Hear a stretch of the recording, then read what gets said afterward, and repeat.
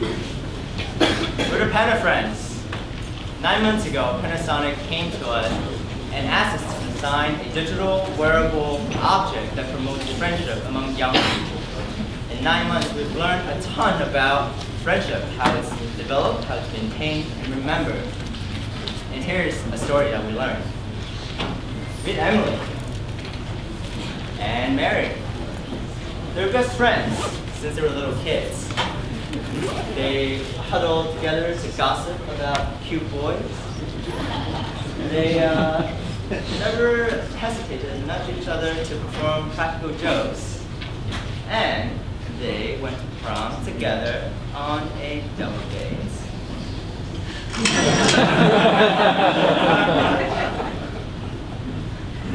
They moved in sync and they were intimate. Gave each other hugs, back rubs, and they exchanged charms and bracelets to show each other that they are the closest friends. But when it was time for them to go to college, things changed quite a bit. Marion started her first year at UCLA, which became the captain of the soccer team, and a proud sister in Chi Omega sorority. On the other side of the continent, Issa, a freshman at Yale, discovers her love for singing and quickly became a campus pop-up sensation. Meanwhile, she started organizing film screening events. Well, with so many activities going on, it became more and more difficult for Emily and Marion to keep in touch. Marion would call Emily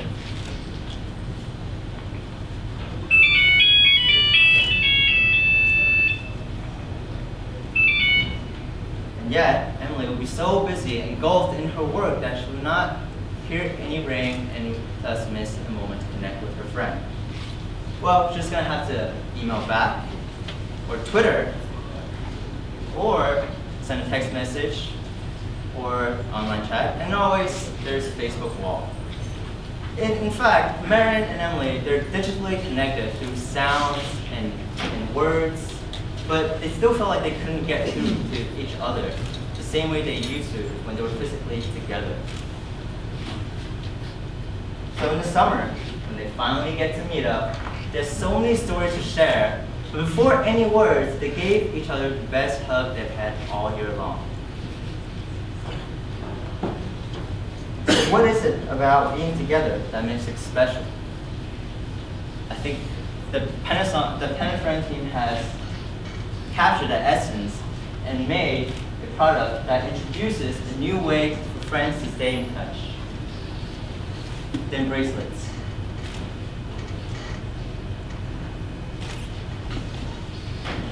Thin bracelets allows friends to feel the presence of each other as if they were in the same room. It's in an instantaneous and familiar way of gestures, things that they do every day already.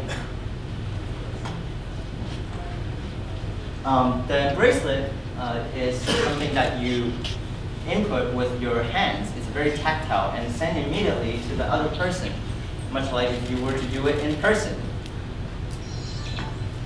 I'll let Emily and Marion talk about their bracelets. So if I want to give my best friend Marion a big hug, I just need a few seconds and squeeze my bracelet. The first sensor in the side of the bracelet will sense the pressure that I'm making and will realize that what I want to do is send a hug to my best friend. The thermochromatic display on top will also give me a feedback of my hand pushing the bracelet. There will be also 6 LEDs that will give me some feedback saying that the hug has been sent. So when I received my hug from Emily, I'm feeling both a squeeze around my wrist and warmth around my wrist, which simulates a hug from her. So how this works is in order to feel the squeezing around my wrist, there's a vinyl air bladder hidden in the cavity of the bracelet, which will inflate when the hug is sent. Also, thermoelectric modules called Peltier modules are embedded in the bladder, and they will heat up when the hug is sent to simulate that warmth. There's a diaphragm pump and a solenoid valve, which regulates the air inflow into the bladder and out of the bladder. And with this setup, I receive a very satisfying hug all the way around my wrist.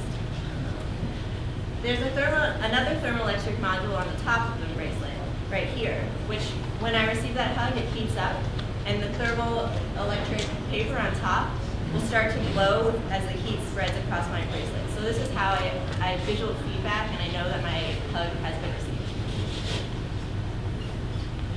So not only can I send a hug with this bracelet, but I can send other physical gestures as well.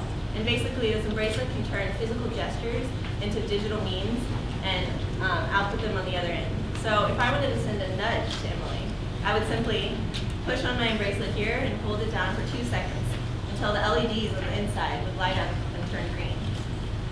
How this works is basically along the same lines as the hug. There's an embedded force sensor on the top, which detects the pressure on your bracelet. And then the 6 RGB LEDs will light up green, so I have visual feedback that my nudge has been sent to Emily. When I receive this hug, what I feel is a little vibration on my bracelet. There is also a little bit of cold in my hand that makes it really nice and fulfilling.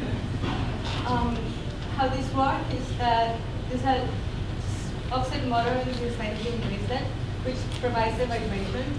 And there is the peltier that keeps, instead of hitting like they do on the hug, they pull down.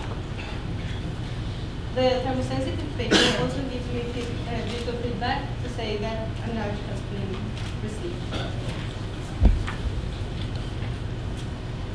And the best part that makes all of this possible, that actually the user like Marion and Emily wouldn't know, is the networking that goes behind it to make these bracelets truly globally available. What happens is there is a Bluetooth device in the bracelet that receives a physical gesture from an input, but it actually connects to a cell phone that many young people will have nowadays. And between the cell phones of the 2 people carrying bracelets, there's a text message sending indicating which gesture is being sent. And finally, that second cell phone connects to the second bracelet to express through finally tactile feedback to the other friend. All of this is set up so that truly, no matter where Emily is, no matter where Marion is, as long as they have their cellular network, which is now ubiquitous, they can send each other a hug and share a moment of tenderness. So going back to the bracelet, it's very instant.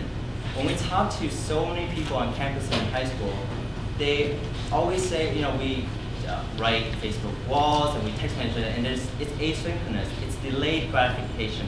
They want something that's immediate. They want their friends to be in the same room. What a pleasant surprise would it be if your friend suddenly popped up out of nowhere and to give you a friendly hug or a high five or a nudge.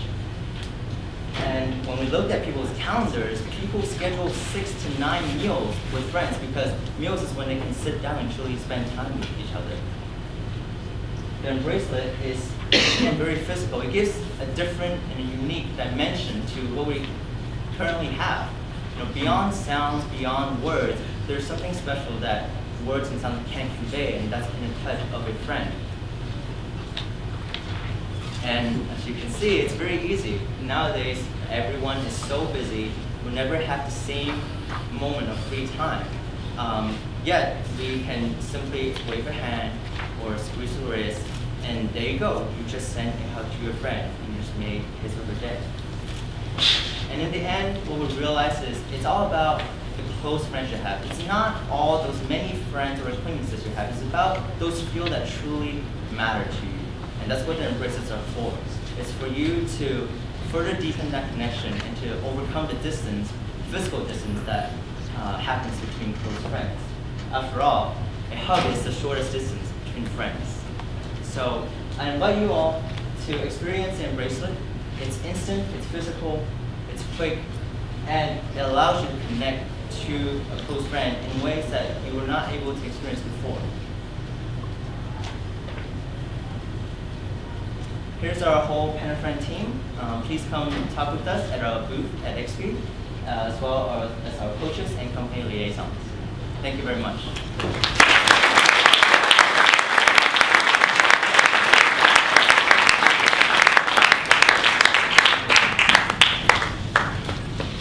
Happy to answer some questions if there's any audience.